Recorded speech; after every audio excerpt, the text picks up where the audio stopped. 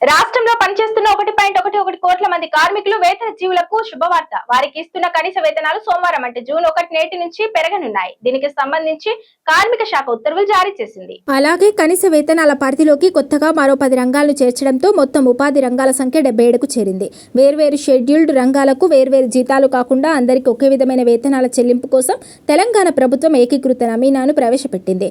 ప్రభుత్వం ప్రవేశపెట్టిన ఈ కొత్త విధానం వల్ల కార్మికులకు భారీగా ప్రయోజనం కలగనుంది.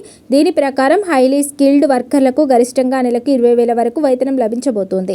వేతనాల ఏకీకృత విధానం కోసం ప్రభుత్వం గ్రామాలు, మున్సిపాలిటీలు, నగర పాలికలు అంటూ 3 జోన్లుగా విభజించింది. ఆయా జోన్లలో నైపుణ్య కేటగిరీల వారీగా కార్మికులకు చెల్లించాల్సిన కనీస వేతనాలను కార్మిక శాఖ తాజాగా ఖరారు చేసింది. ఈ క్రమంలో నగర పాలికలను జోన్ 1గా, మున్సిపాలిటీలను జోన్ 2గా, గ్రామాలు మరియు ఇతర ప్రాంతాలను జోన్ 3గా ప్రకటించింది. అలానే కొత్తగా హై స్కిల్డ్ కేటగిరీని చేర్చి జోన్ 1లో పనిచేసే కార్మికుల కనీస వేతనాన్ని 20,000గా నిర్ణయించింది.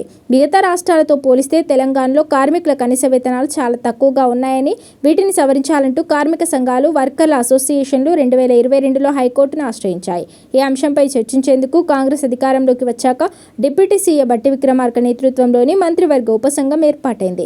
కనీస వేతనాల అంశంపై కార్మిక సంఘాలు, ట్రేడ్ యూనియన్లు, యాజమాన్యాల ప్రతినిధులతో ఈ ఉపసంఘం పలుమార్లు సమావేశమై చర్చించింది. కనీస వేతనాల సలహా మండలి సిఫార్సులను పరిశీలించాలని కోరుతూ కార్మిక శాఖ కమిషనర్ మే 31న మంత్రివర్గ ఉపసంఘానికి నివేదిక సమర్పించారు. దీన్ని పరిశీలించిన ఉపసంఘం నూతన వేతన కోడ్ మార్గదర్శకాలకు అనుగుణంగా జూన్ 1 నుంచి పెంచిన కనీస వేతనాలు అమలు చేయాలని సూచించింది.